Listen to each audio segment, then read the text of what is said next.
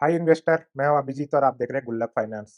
आज हम लोग डिस्कस करेंगे जियो ब्लैक रॉक का जो नया फ्लेक्सी कैप फंड आ रहा इसके बारे में।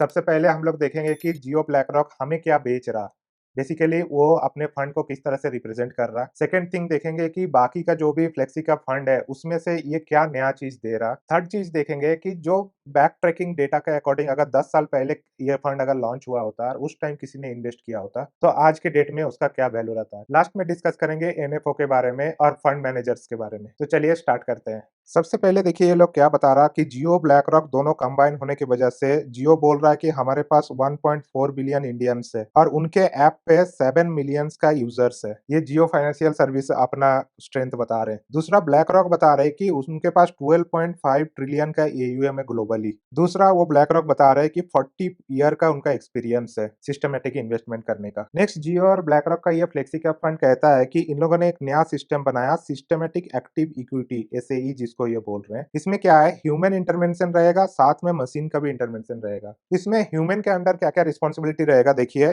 Fundamental research, theme definition, fund manager view and सबसे इंपॉर्टेंट ये दो part, risk management and government insight. ये एक चीज अच्छा है कि करंटली ये लोग रिस्क एनालाइज करने का जो तरीका है उसको एआई के ऊपर ट्रांसफर कंप्लीटली नहीं किया है। और साथ में गवर्नमेंट इनसाइट, क्योंकि गवर्नेंस का जो प्रॉब्लम होती है वो बहुत सारा प्रॉब्लम इंटरनली ही पकड़ा जा सकता है, एआई उसको मे भी नहीं पकड़ सकता क्योंकि उसमें बहुत सारे नए नए तरीके से फ्रॉड किया जाता है। तो इसीलिए गवर्नेंस और रिस्क मैनेजमेंट को ह्यूमन इंटरवेंशन के अंदर ही रखा। मशीन के अंदर क्या रखा, एआई और मशीन लर्निंग के अंदर ये डेटा को फीड करेंगे और उसमें एनालिसिस करेंगे और ऑनलाइन सर्च एक्टिविटी को ये मॉनिटर करेंगे, ट्रेंड मॉनिटाइज करेंगे एआई के थ्रू से एंड कंज्यूमर ट्रांजैक्शंस को ये मॉनिटर करेंगे एआई से। इससे इनको फायदा क्या होगा, इनका कहना है कि major data quickly accurately using real time transfer. अब देखो इसमें एक बहुत बड़ा एडवांटेज ये है कि करंटली जो भी एग्जिस्टिंग कंपनीज होती थी जो स्टॉक को एनालाइज करती थी, वो जब तक क्वार्टरली रिपोर्ट नहीं आता था तब तक उस पर वो कोई कमेंट नहीं करता था या कोई डिसीजन नहीं लेता था, या कोई बहुत बड़ा न्यूज आ गया तभी वो डिसीजन लेता था। लेकिन ये देखो रियल टाइम पे एवरीडे बेसिस पे वो मार्केट को एनालाइज करेगा। ये एक बड़ा एडवांटेज हो रहा। और ये जो एवरीडे ट्रैकिंग होने की वजह से इनका कहना है कि इनका रिस्क थोड़ा सा कम होगा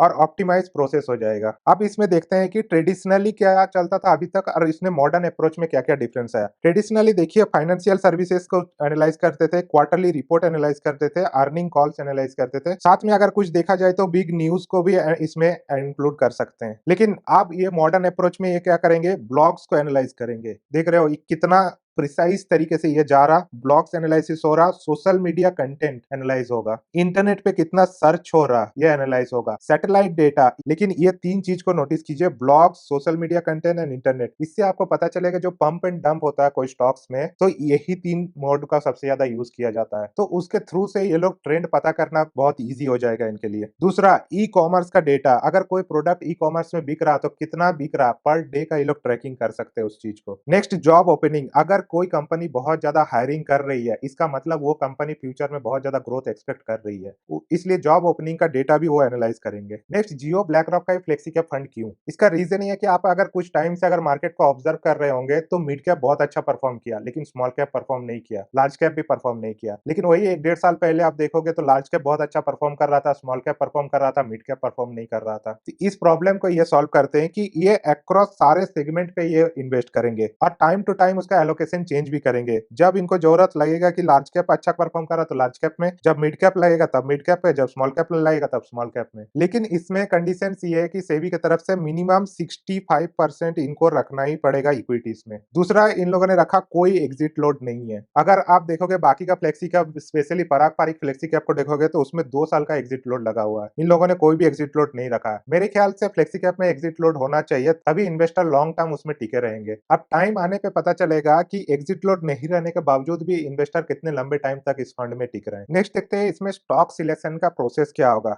सबसे पहले इंडिया में जितने स्टॉक्स है उसमें 1000 स्टॉक इन लोग एनालाइज करके निकालेंगे। उस 1000 में से 250 को इस बात से रिड्यूस कर देंगे कि जिसमें लिक्विडिटी कम होगा, टर्नओवर कम होगा और एग्जीक्यूशन फिजिबिलिटी में प्रॉब्लम आएगा, उसमें से 250 उधर निकल जाएगा। फिर आ जाएगा नेक्स्ट फिल्टर में निफ्टी 500 टीआरआई लेंसेज के अकॉर्डिंग। इसमें मार्केट कैप को एनालाइज किया जाएगा, सेक्टर को एनालाइज किया जाएगा, उसके बाद आ जाएगा एसएई मॉडल से कुछ स्टॉक्स फिल्टर आउट होगा। नेक्स्ट आ जाएगा कॉर्पोरेट गवर्नेंस फिल्टर। यहाँ तक ये जो पूरा हो जाएगा, ये नॉर्मली जो अभी तक यूज होता था उस तरीके से। उसके बाद नेक्स्ट फिल्टर में आ जाएगा यहाँ पर, जहां पर अलादीन एआई को ये सारा डेटा फीड किया जाएगा, जो भी फिल्टर आउट होके जितना भी स्टॉक्स आएगा वो फिल्टर आउट होके उसके साथ में फंड मैनेजर अपना इनपुट्स देंगे उस अलादीन एआई पे। ट्रांजैक्शन कॉस्ट कितना लगेगा, किस स्टॉक को कितने क्वांटिटी में ट्रांजैक्शन करने पे कितना उसमें ट्रांजैक्शन कॉस्ट आएगा। नेक्स्ट आएगा रिस्क मॉडल। ये सारा डेटा फीड किया जाएगा अलादीन एआई को, और उसके बाद अलादीन एआई जो फिल्टर आउट करके जो स्टॉक्स देंगे उसको Jio BlackRock flexi cap fund में उसको इंक्लूड किया जाएगा। और इसके अकॉर्डिंग इनको कहना है कि इस मॉडल से इनको फिल्टर आउट करने की वजह से इनको काफी ज्यादा कॉस्ट इफिशिएंट होगा, क्योंकि इनका कहना है कि